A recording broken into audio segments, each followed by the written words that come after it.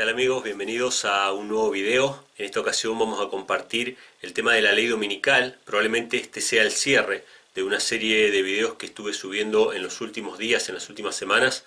El primero fue este, que habla acerca del domingo como la marca de la bestia, ¿sí? Que estuve explicando de que no es un microchip o una vacuna la marca de la bestia, sino que es el domingo. Luego seguimos con este otro video que hablaba acerca de la ley de Dios como el eje del conflicto entre el bien y el mal. Y ahora quiero concluir este tema con este último, tercer video, hablando acerca de la ley dominical. Así que esta serie de tres videos, sería una continuación. Si no viste los dos anteriores, yo te los recomiendo antes de ver este. Si ya viste los dos anteriores, bueno, avanza con este y vas a entender un poco mejor algunas cosas que no voy a explicar y que no me voy a tomar el tiempo de explicar en este video. De todas maneras, cada uno de ellos tiene peso propio, así que no hay ningún problema. Si no viste los anteriores y querés ver este, no pasa nada, lo podés ver y algo vas a entender también acerca de lo que se va a presentar. Lo que vamos a ver hoy es la ley dominical. Lo hemos mencionado en los videos anteriores, hablando de que va a haber una ley a nivel nacional, primeramente en Estados Unidos, después en todo el mundo, que va a imponer a todo el mundo la observancia del domingo como una ley obligatoria. Como consecuencia, la profanación del séptimo día de la semana, del sábado, que es el mandamiento de Dios, en sustitución, obviamente, con un mandamiento de hombre que es el mandamiento del domingo, instituido por la Iglesia Católica como marca de su autoridad. ¿Por qué nosotros creemos que esto va a venir como una ley dominical nacional en Estados Unidos y después una ley universal?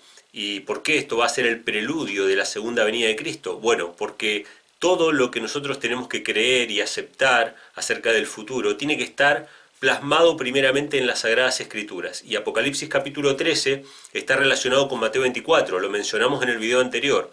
Mencionamos que Mateo 24, hablando acerca de esas persecuciones futuras, de las cuales en Apocalipsis 13 se presenta como un decreto de muerte contra aquellos que no adoren a la bestia y a su imagen, en ese contexto Jesús nos decía que oremos para que nuestra huida no sea en invierno ni en día de reposo, haciendo alusión al mandamiento del sábado como un eje importante en cuanto a la adoración, que durante nuestra huida de las ciudades, en este caso la ciudad de Jerusalén, que durante nuestra huida en esas persecuciones nosotros velemos por no profanar el cuarto mandamiento que tiene que ver con el sábado. Así que vamos a ver ahora, vamos a seguir un poco con esa línea, con ese paralelo entre Mateo 24 y Apocalipsis 13, lo vamos a ver un poco más claro hoy a ese paralelo y vamos a profundizar con respecto a esta ley dominical. Si vamos a Mateo 24, versículos del 1 al 3, se nos dice lo siguiente.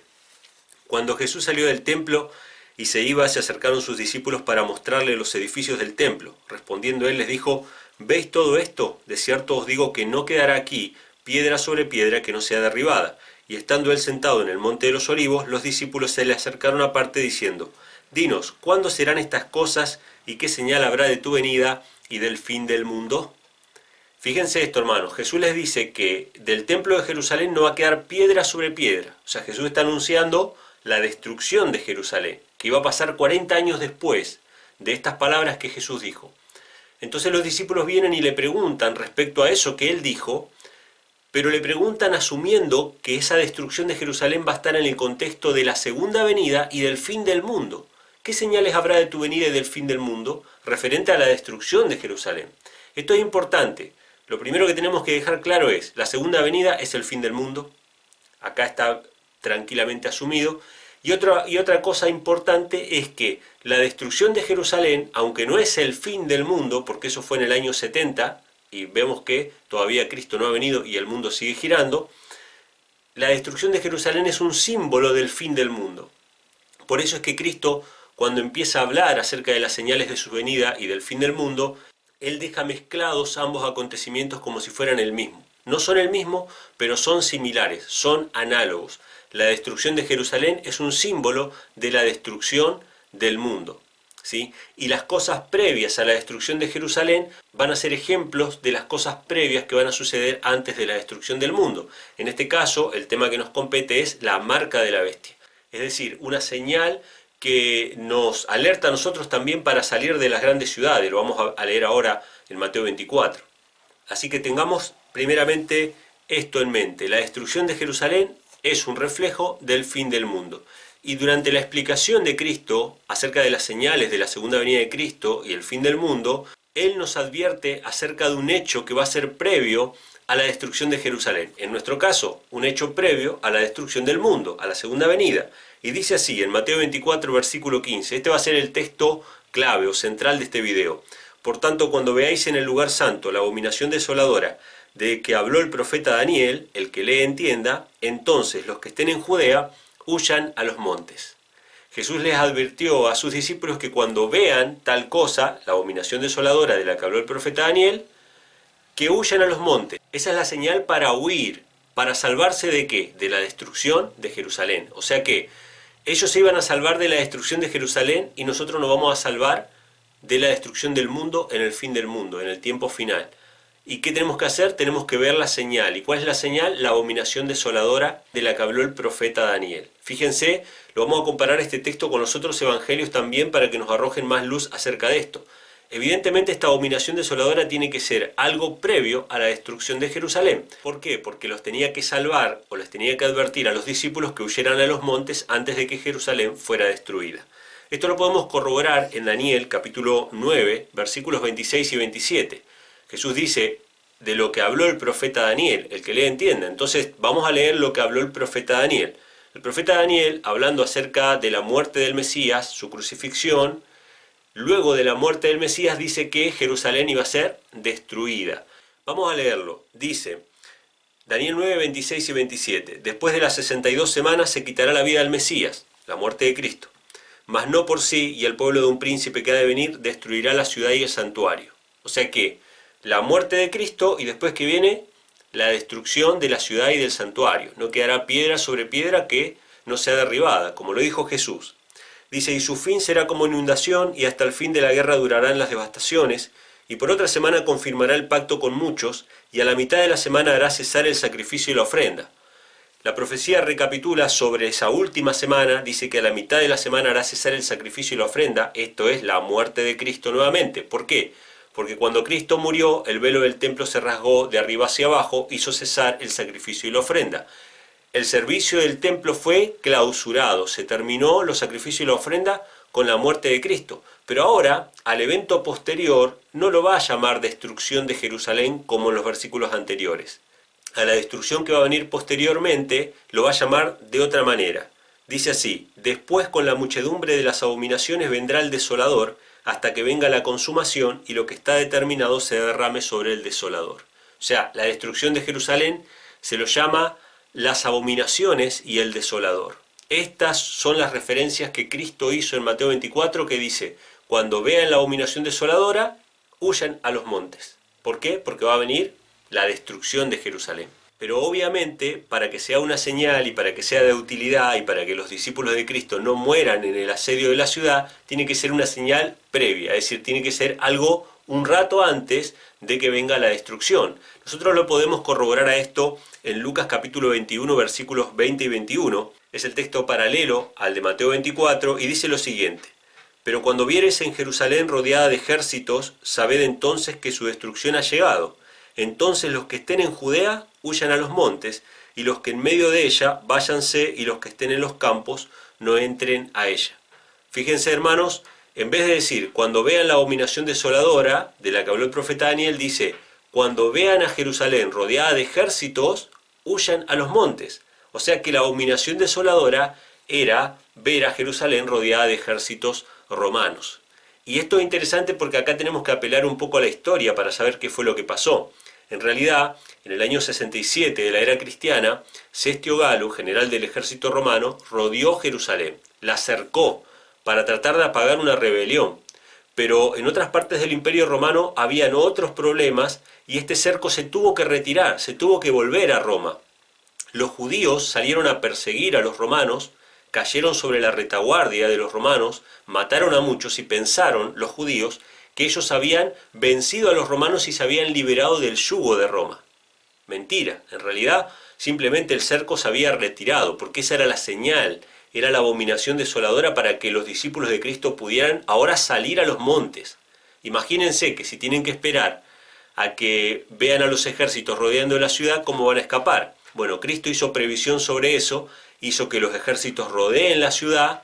Cuando estos ejércitos se retiraron, los cristianos pudieron escapar de Jerusalén, huir a los montes, a Perea, del otro lado del Jordán, y después recién en el año 70 volvió a ser cercada Jerusalén, en este caso por el general Tito, y ahí sí Jerusalén fue destruida hasta sus cimientos. O sea que tenemos acá la abominación desoladora claramente descrita y relacionada con el primer cerco de Roma a Jerusalén. ¿Y por qué era una abominación desoladora? Porque los estandartes romanos, que eran ídolos, que cercaron Jerusalén, clavaron sus estacas sobre la tierra santa del monte de Sión, la santa ciudad. Por lo tanto, era una abominación, un ídolo puesto en el lugar santo, ¿sí? Era un ídolo puesto en el lugar santo, era la señal para que los cristianos huyeran de la ciudad de Jerusalén y se refugiaran en las montañas. De hecho, el Evangelio de Marco lo expresa de la siguiente manera, dándonos un poco más de luz respecto al carácter de esta señal. Marcos capítulo 13, versículo 14 nos dice: pero cuando veáis la abominación desoladora de que habló el profeta Daniel, puesta donde no debe estar, fíjense, estandartes romanos clavados en el monte de Sión, la señal de Roma, la señal de la idolatría, en el lugar que es de adoración a Dios, donde Dios debería ser el centro de la adoración, esa es la abominación desoladora en el lugar santo. Dice: el que lea entienda, entonces los que estén en Judea huyan a los montes. Así que vemos que el primer cerco de Roma, que fue clavar los estandartes romanos en tierra santa, fue la abominación desoladora y fue la señal para que los discípulos de Cristo pudieran huir de la ciudad y refugiarse en las montañas, refugiarse en el campo. Así que podríamos resumirlo de la siguiente manera en el siguiente cuadro. En el cuadro lo vamos a ver de esta manera: la destrucción de Jerusalén representa la segunda venida, el fin del mundo. El primer cerco de Cestio Galo representa una señal para huir. Ahora vamos a ver en qué consistía la señal. Los estandartes romanos en Sión representan la marca de Roma en la iglesia. Es decir, en el tiempo final, para nosotros, la abominación desoladora o la señal para huir de las grandes ciudades y refugiarnos en las montañas va a ser que la marca de Roma, la marca de idolatría de Roma, que ya lo vimos en los videos anteriores y no vamos a abundar en detalles ahora, que es el domingo, ¿sí? La marca de su autoridad para cambiar la ley de Dios, es puesta por la ley, por la fuerza, en la iglesia de Dios, en el país o en el lugar donde la iglesia de Dios se refugió. ¿Y por qué hago la comparación del monte de Sión con un país en particular? Bueno, porque en realidad el monte de Sión no es un lugar geográfico. Vamos a leer lo que dice Hebreos, capítulo 12, versículos 18 al 24. Dice: porque no os habéis acercado al monte que se podía palpar.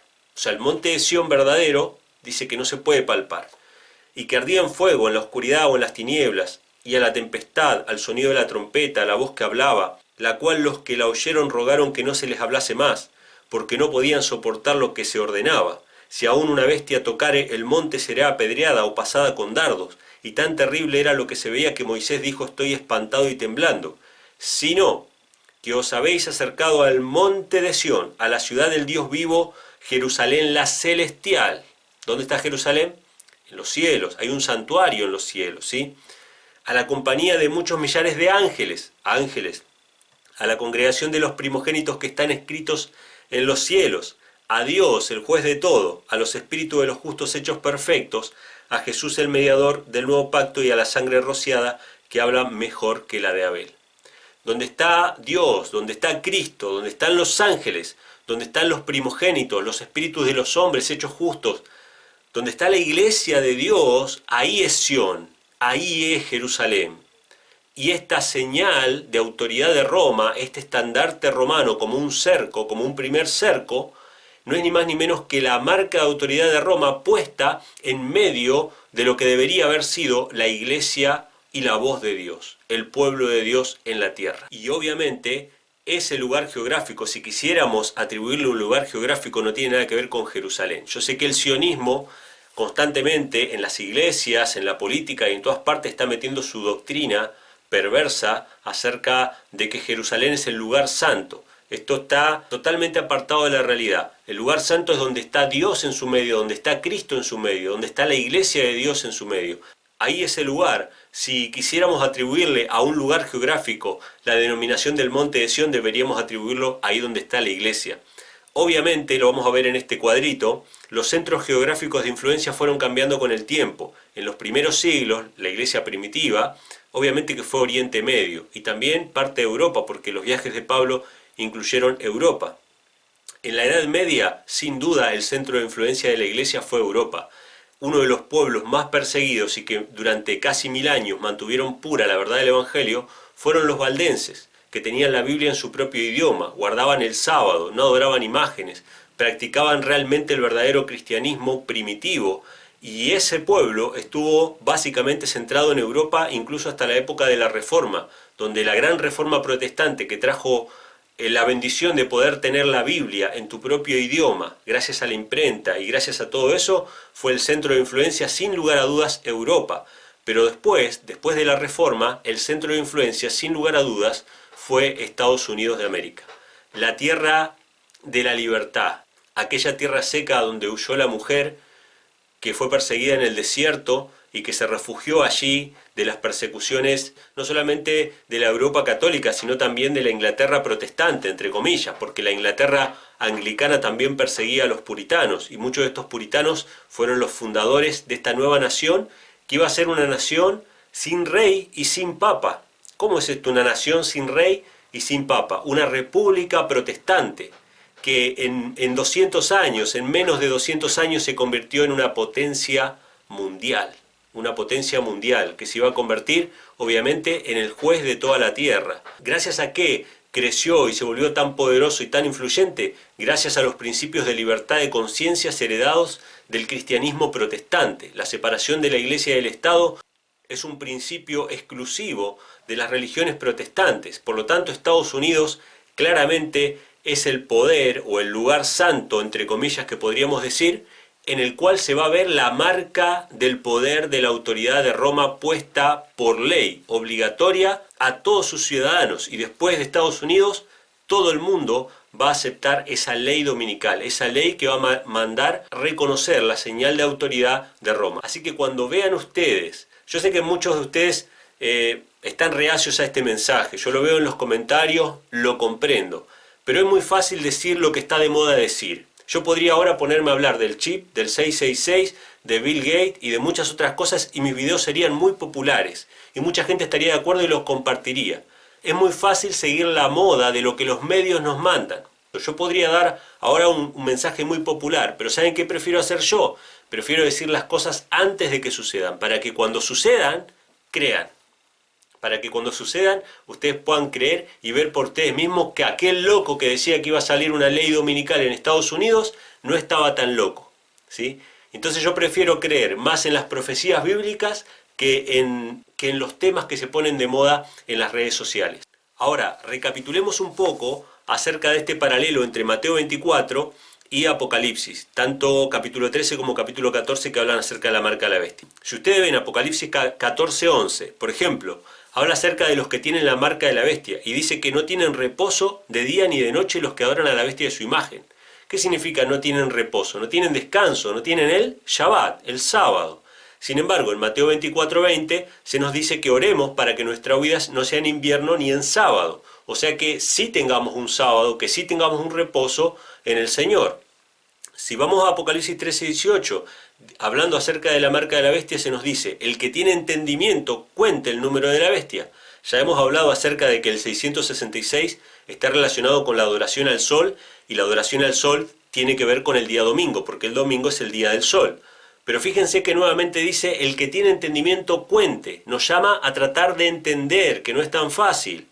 Y cuando vamos a la abominación desoladora en Mateo 24:14 y se nos habla de esa abominación, se nos dice el que lee, entienda. Fíjense, nuevamente se apela a nuestro entendimiento. Hermanos, Mateo 24, Apocalipsis 13 y 14 están estrechamente relacionados y tenemos que prestar atención a estas señales. Ahora, muchos me han hecho la pregunta, ¿qué tiene que ver que no podrá comprar ni vender con el sábado? Y es tan obvio y es tan claro que a mí me asombra que la gente no lo vea, pero lo vamos a poner de esta manera en la pantalla.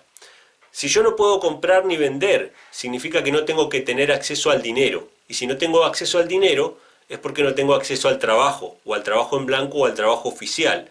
Y si no tengo acceso al trabajo, es porque me negué a trabajar en sábado.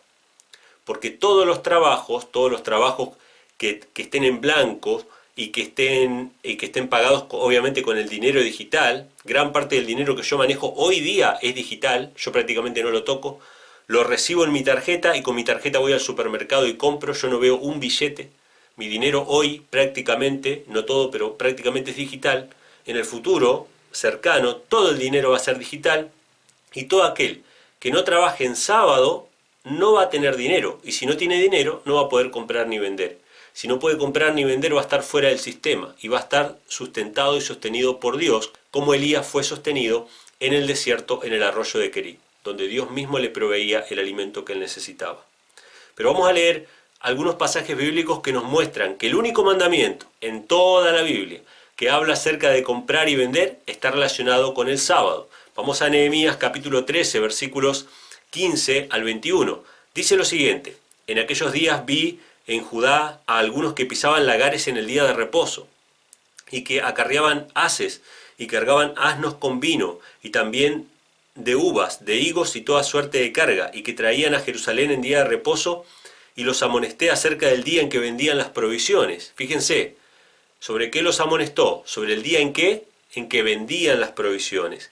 También había en la ciudad tirios que traían pescado y toda mercadería y vendían en día de reposo a los hijos de Judá en Jerusalén, y reprendí a los señores de Judá y les dije: qué mala cosa es esta que vosotros hacéis, profanando así el día de reposo.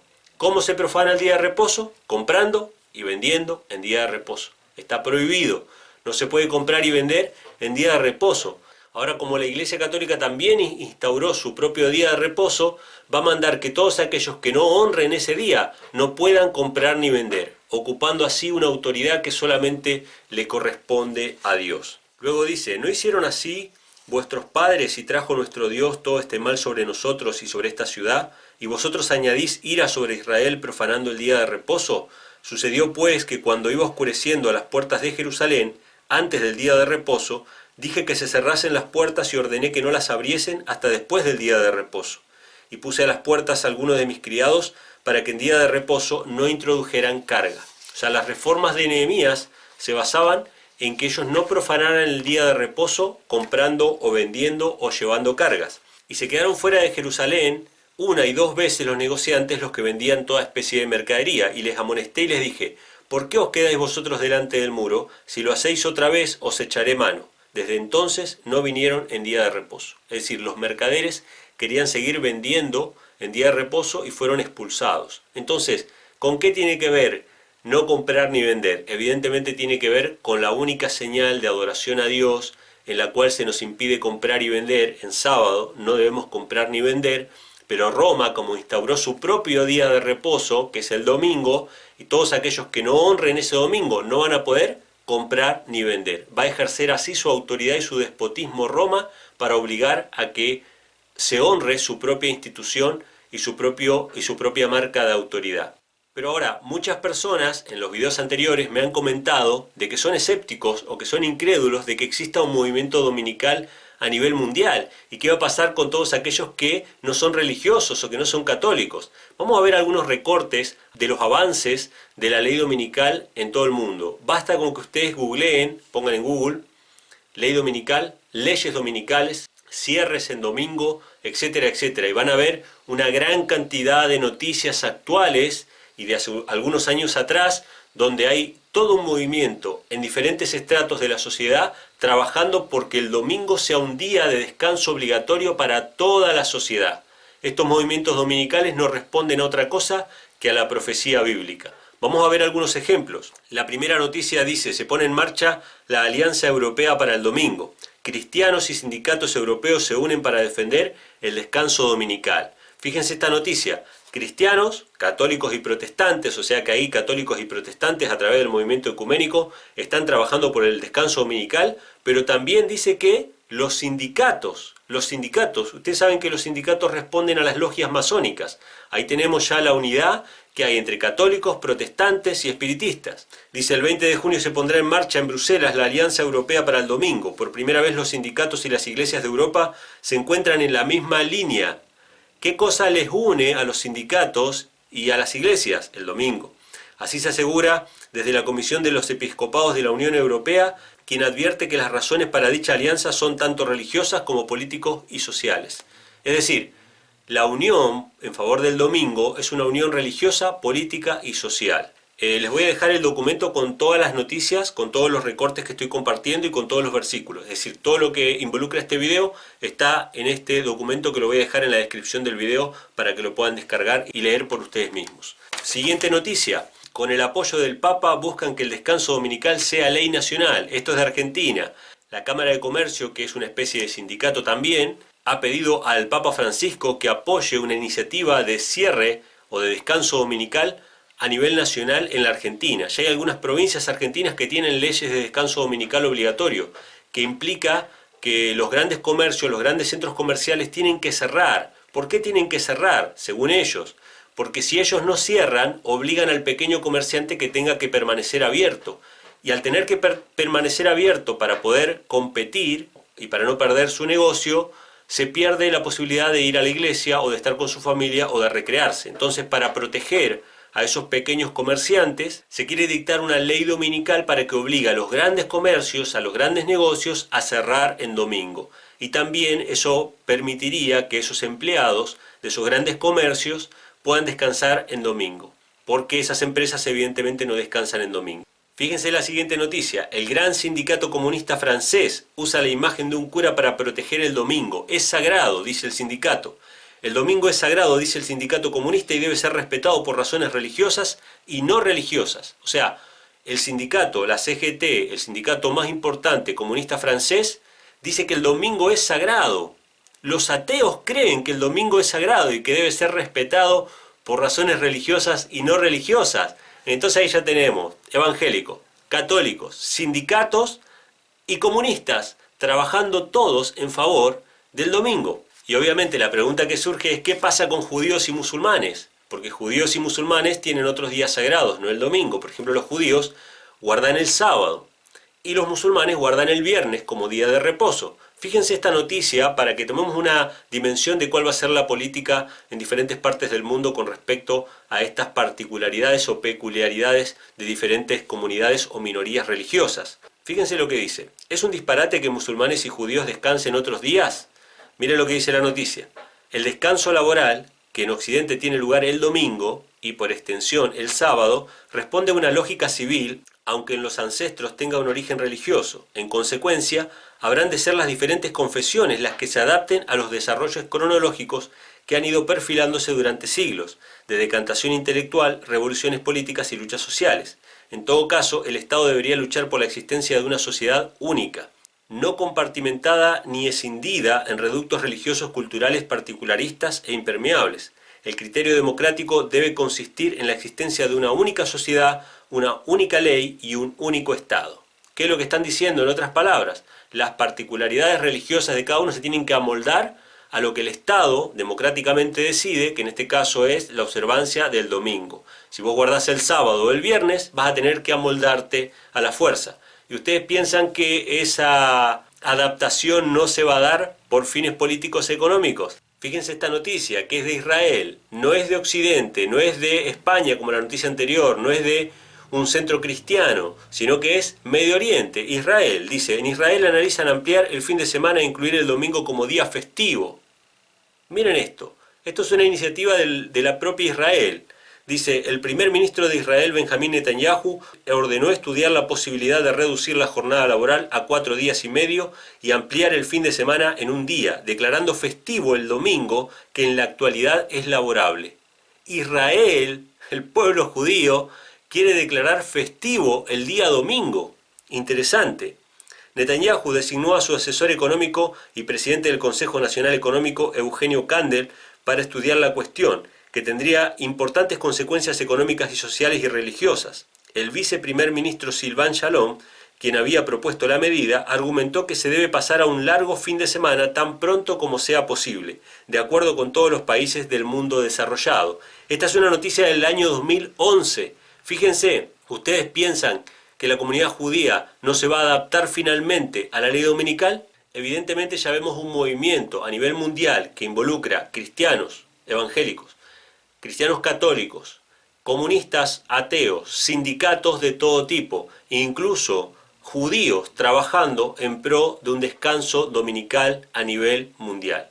¿A qué responde esto? Evidentemente esto responde a una profecía bíblica que dice que la marca de autoridad de Roma va a ser puesto obligatoriamente a través de el país de la libertad de conciencia, que es Estados Unidos. Por eso que la segunda bestia de Apocalipsis 13 es Estados Unidos. Yo ya tengo un video hablando acerca de eso. Y esa segunda bestia es el que fuerza a todas las naciones a que todos adoren a la primera bestia. ¿Cómo se adora a la primera bestia? Recibiendo su marca, la marca de autoridad en su frente o en su mano.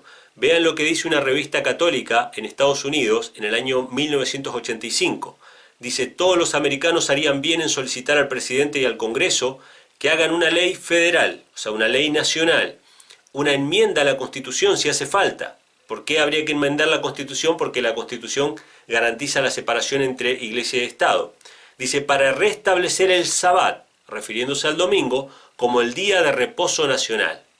En Estados Unidos hay hoy día, en diferentes estados, un montón de leyes dominicales que se llaman leyes azules, que son leyes que no se ponen en vigor con toda la fuerza, pero que existen, que están dormidas, y todas esas leyes azules van a despertar cuando se dé una ley dominical nacional en los Estados Unidos, y como consecuencia todos los países del mundo van a recibir también esa ley dominical a nivel mundial, y de esta manera todos van a tener que decidir si obedecen a Dios antes que a los hombres, o si obedecen a los hombres y sus tradiciones antes que a Dios. Así que acá tenemos las evidencias bíblicas de que va a haber una ley dominical, que es la marca de autoridad de Roma, el estandarte romano, puesto en el lugar santo como una advertencia para huir de las grandes ciudades. Así que cuando veamos una ley dominical nacional en Estados Unidos, podemos tener la certeza de que va a ser el preludio de la implementación de la marca de la bestia en todo el mundo, y haríamos bien en abandonar las grandes ciudades en ese momento. En realidad el llamado es abandonar las ciudades hoy día, que tenemos la libertad y tenemos la posibilidad todavía de hacerlo. Así que hasta aquí he llegado con este tema de la ley dominical. Todo el fundamento bíblico está en estos 3 videos que hablan acerca de que el domingo va a ser la marca de la bestia, va a ser implementada a nivel mundial y va a ser la gran piedra de toque que va a revelar quién está con Dios y quién está con las tradiciones de los hombres. Muchas gracias por haber visto este video, espero que les haya gustado. Si les gustó, ya saben, denle a like, dejen acá abajo todos sus comentarios, compartan este video con sus amigos y suscríbanse al canal. Nos estaremos encontrando en un próximo video. Que Dios les bendiga.